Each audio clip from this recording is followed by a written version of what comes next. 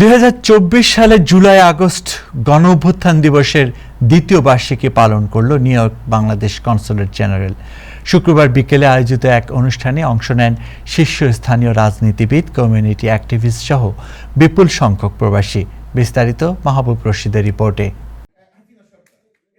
মোনাজাতের মধ্য দিয়ে শুরু হওয়া অনুষ্ঠানে প্রদর্শিত হয় জুলাই গণঅভ্যুত্থানের উপর একটি প্রামাণ্যচিত্র।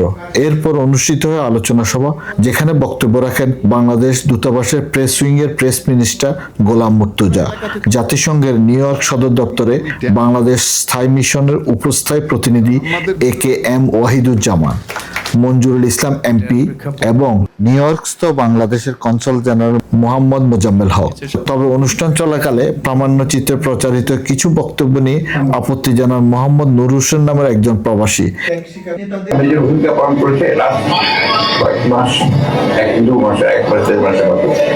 কিন্তু পুরো সময়টাই কিন্তু বিএনপি এবং আমাদের সঙ্গে যারা আছেন যে দলগুলো তারা আমরা লড়াই করি। এখানে অনেকগুলো ইতিহাস বিকৃত করা। মির্জা ফখরুল ইসলাম আলমগীর সাহেব বলছিল এই আন্দোলন শিক্ষার্থীদের আন্দোলন, এই আন্দোলনের সাথে পরে উনি কিভাবে আবার এটা ওনাদের 17 বছরের আন্দোলন।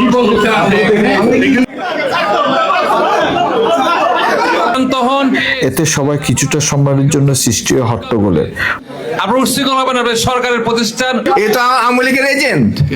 এক হইতো যে হ্যাঁ একজন আমাদের পরিচিত লোক জুলাই আন্দোলন, জুলাই যোদ্ধা, সে যদি আজকে কথা বলতো তাহলে কথা ছিল, সে তো নাই, কখনোই নাই। একটি ডকুমেন্টারি যেটা দেখানো হলো সেটা নিয়ে কারো কোনো মতামত থাকতেই পারে, কারো মনে হতেই পারে যে এই বিষয়টি এভাবে কেন দেখানো হলো, এভাবে না দেখে অন্যভাবে দেখালে ভালো হতো। এই ডকুমেন্টারির সাথে যারা সম্পৃক্ত ছিলেন তারা বিষয়টি শুনতেন, জানতেন, রিথিঙ্ক করতেন। মুক্তিযুদ্ধ জাদুঘরের ডকুমেন্টারি নিয়ে কথা হয়েছে, মুক্তিযুদ্ধের লোক এখন এইখানে কথা বললে আমাদের দায়িত্ব ছিল ওনার কথাটা শুনে ওনাকে এখানে বসায় তারপরে ওনার বিষয়ে কথাটা বলা, যে ভাই আপনি যেটা বলছেন এই কথাগুলো ঠিক নয়, আমরা এখানে কোনো ইতিহাস বিকৃতি করতে আসিনি। এই আন্দোলনের সঙ্গে বিএনপি ছিল, জামাত ছিল, শিবির ছিল, ছাত্র দল ছিল, যুব দল ছিল, বাম ছাত্র সংগঠন ছিল। 36শে জুলাই এটার টাইটেল, 36 মিনিটের একটা ভিডিও ছিল। এখন যেহেতু এটা বিদেশিরা এসেছিল, এত লম্বা দেখানো যাবে না, এটাকে কেটে আমরা কমিয়েছি।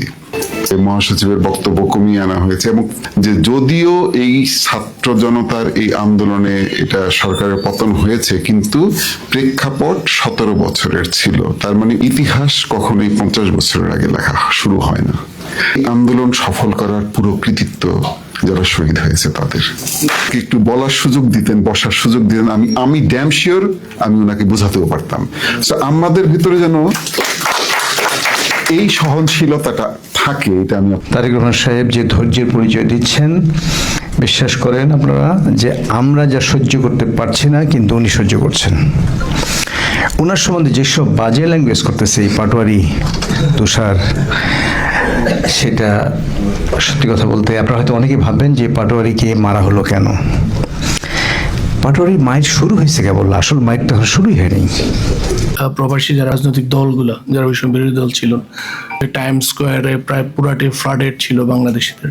জাতিসংঘের সামনে, স্টেট ডিপার্টমেন্টের সামনে তখন হাজার হাজার বাংলাদেশিরা, বিশেষ করে আমরা জানি যে বিএনপি এবং অন্যান্য ওই সময় যারা বিরোধী দলে ছিলেন প্রত্যেকটা সংগঠন, এবং তার রেমিটেন্স শাটডাউন যেটা করা হয়েছিল, মানে অর্থনৈতিক অবরোধ আর কি। নিঃসময় প্রবাসীদের ভূমিকাটাও আমরা ডেফিনেটলি আমরা শ্রদ্ধা করে স্মরণ করি। পরে পরিস্থিতি শান্ত হয়ে এলে অনুষ্ঠান স্বাভাবিকভাবে শেষ হয়। জুলাই আগস্ট গণ অভ্যুত্থানের চেতনাকে সামনে রেখে প্রবাসীদের মধ্যে সচেতনতা বাড়াতে এমন আয়োজন অব্যাহত রাখার প্রত্যয় ব্যক্ত করেন আয়োজকরা। Mahbub Rashid, Time Television, New York.